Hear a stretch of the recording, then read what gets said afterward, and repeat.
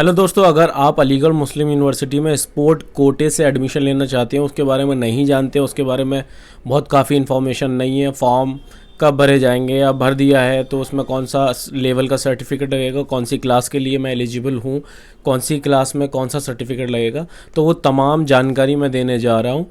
आप बहुत गौर से सुनेंगे, बहुत थोड़ी सी वीडियो में हर चीज़ क्लियर कर दूंगा। और अगर फिर भी आपके सवाल बनेंगे तो कमेंट में डाल सकते हैं आप। देखिए, अब चलते हैं।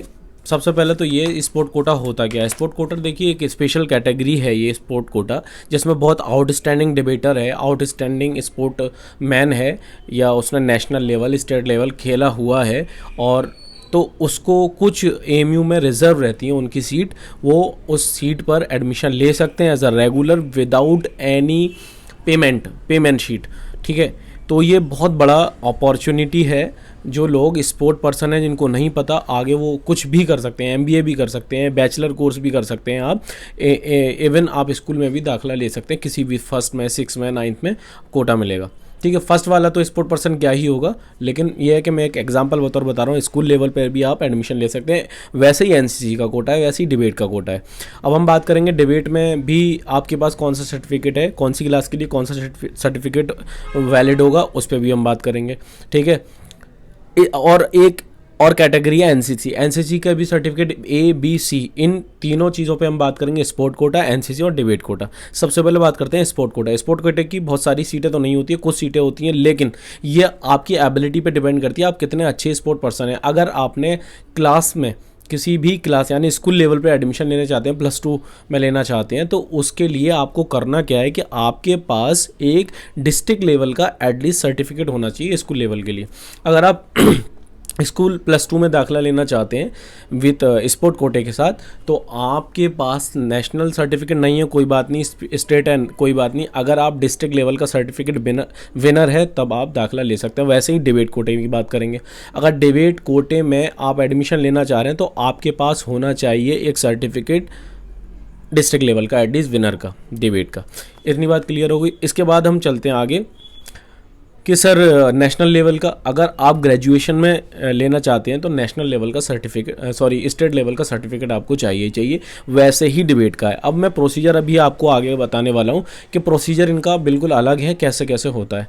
अगर आप पोस्ट ग्रेजुएशन में दाखिला लेना चाहते हैं तो आपके पास सर्टिफिकेट होना चाहिए नेशनल लेवल का। अगर डिबेटर हैं तो विनर, और स्पोर्ट पर्सन है तब भी विनर, या फिर आप एक बहुत बेहतरीन होने चाहिए उस खेल में।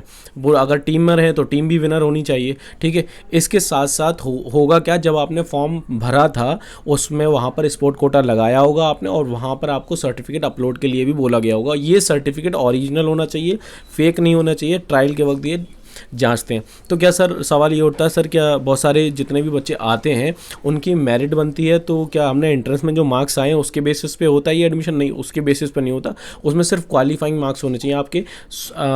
15% पेपर होना चाहिए, मतलब अगर 100 मार्क्स का पेपर आपने दिया है तो 15 मार्क्स आपके होने चाहिए एलिजिबिलिटी क्राइटेरिया के लिए। एमयू में किसी भी सब्जेक्ट में किसी भी कोटे से एडमिशन ले रहे हैं या जनरल एडमिशन ले रहे हैं, आपका 15% पेपर होना लाजमन ज़रूरी है। इतनी बात समझ में आ गई। तो स्पोर्ट कोटे के लिए भी आप 15 नंबर, 100 में से 15 नंबर होने चाहिए आपके किसी भी लेवल के लिए।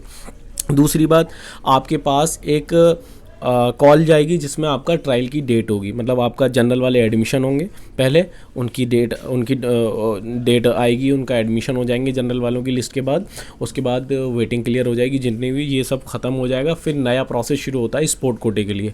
अब स्पोर्ट में आपके पास एक कॉल जाएगी, कॉल में होगा ट्रायल का दिन मुकर्रर होगा, और उसी दिन आपको जाना होगा, उसी दिन आपको वो सर्टिफिकेट भी लेके जाने। अगर आपके पास पीजी में एडमिशन लेना है और स्टेट लेवल सर्टिफिकेट है तो आप मत जाइए, या आप जा भी रहे हैं तो वो सर्टिफिकेट आपके किसी काम का नहीं है, वो आपका रिजेक्ट कर दिया जाएगा, क्योंकि प्रायोरिटी आपको दिखानी पड़ेगी। हमारे पास नेशनल सर्टिफिकेट है फॉर पोस्ट ग्रेजुएशन के लिए, और ग्रेजुएशन के आपके पास होना चाहिए स्टेट लेवल का सर्टिफिकेट।